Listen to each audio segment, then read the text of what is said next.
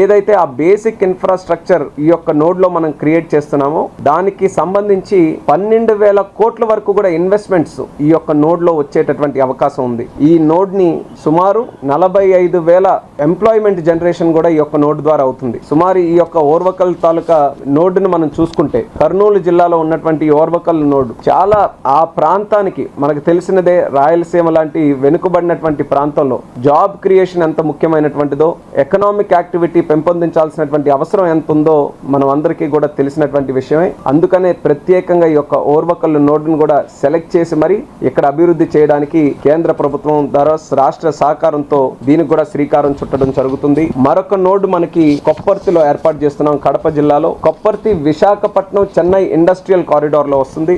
ఈ యొక్క నోడ్ కోసం సుమారు 2,595 ఎకరాలు దీనికి కూడా కేటాయించడం జరిగింది. మరి ఈ యొక్క కార్యక్రమం ద్వారా ఇక్కడ NICDIT ద్వారా సుమారు 2,137 కోట్ల రూపాయలు ఈ యొక్క కొప్పర్తి నోడ్ లో ప్రభుత్వం ఖర్చు పెట్టి అక్కడ ఇన్ఫ్రాస్ట్రక్చర్ అంతా కూడా చేయడం జరుగుతుంది. ఈ ఇన్ఫ్రాస్ట్రక్చర్ ద్వారా ఇక్కడ రావాల్సినటువంటి ఇండస్ట్రీస్ ఏదైతే మన కొప్పర్తి నోడ్ ఉందో అక్కడ renewable energy, engineering, chemical, metallic and non metallic, textile and auto components ఈ యొక్క మ్యానుఫ్యాక్చరింగ్ సెక్టర్ మీద దృష్టి పెట్టి ఇక్కడ ఈ 2,137 కోట్ల రూపాయలు అక్కడ కావాల్సినటువంటి బేసిక్ ఇన్ఫ్రాస్ట్రక్చర్ ఆ నోడ్ డెవలప్మెంట్ కోసం మనం పెడితే సుమారు 8,860 కోట్ల రూపాయల వరకు ఇన్వెస్ట్మెంట్స్ ఇక్కడ వచ్చేటటువంటి పరిస్థితి ఇక్కడ ఏర్పడుతుంది. అలాగే సుమారు 54,500 వరకు కూడా ఎంప్లాయ్మెంట్ జనరేషన్ ఈ యొక్క నోడ్ ద్వారా ఇక్కడ క్రియేట్ అవుతుంది. మనం చూసుకుంటే ఎప్పటి నుంచో ఈ కడప జిల్లా కానీ, కర్నూలు జిల్లా కానీ, రాయలసీమ జిల్లాలో గతంలో ఎన్నో సందర్భాల్లో దీని గురించి చర్చించుకున్నాం. అక్కడ చాలా పొటెన్షియల్ ఉంది.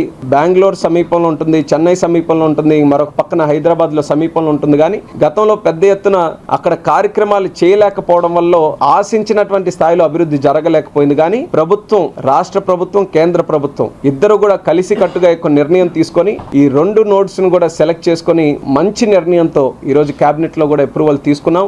ఇది ఎలా సాధ్యమైందంటే డబుల్ ఇంజిన్ గ్రోత్ తాలూకా ఇది ఒక రిజల్ట్ అనేది కూడా మనం చెప్పుకోవాలి.